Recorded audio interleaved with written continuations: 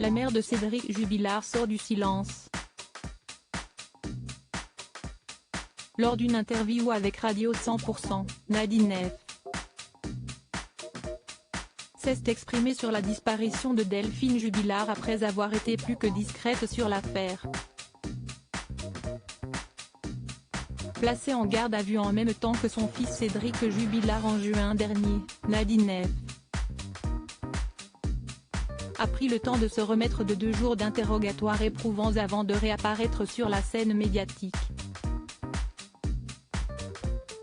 Elle a profité de son apparition à Radio 100% pour expliquer son absence au Battu et à la marche blanche organisée pour Delphine Jubilard, disparue dans la nuit du 15 au 16 décembre 2020.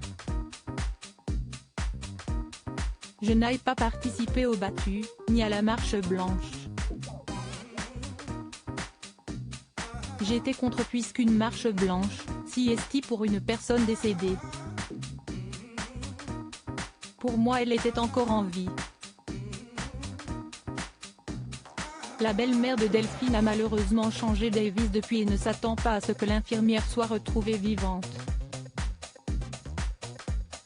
Ma belle-fille était une personne très intelligente. Si elle était encore vivante, avec tout le battage médiatique autour de cette affaire, elle aurait redonné signe de vie, au moins aux enquêteurs. Pour Nadine F., l'espoir de retrouver Delphine vivante est donc quasi inexistant, ce qui l'a poussée à se focaliser sur le principal, son rôle de grand-mère auquel elle tient particulièrement. Je veux m'occuper de mes petits-enfants et me tenir à l'écart le plus possible de toute cette hystérie. Nadine F. dit ne plus avoir aucun contact avec son fils Cédric Jubilard chamboulé par toute cette affaire et par l'interrogatoire qu'elle a subi. Nadine F.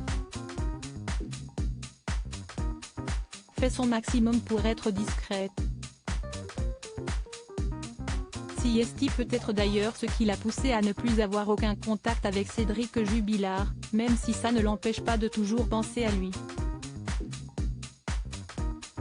Je l'aimais, je suis sa maman, je serai toujours là pour lui. J'espère que la vérité va éclater et vite. Les recherches pour retrouver Delphine Jubilard se poursuivent après que cette dernière ait disparu en décembre dernier et n'ait plus donné aucune nouvelle depuis. Ses enfants Louis et Elia ont été placés chez leur tante, la sœur de Delphine, pour tenter, au maximum, de vivre une vie normale sans leurs parents.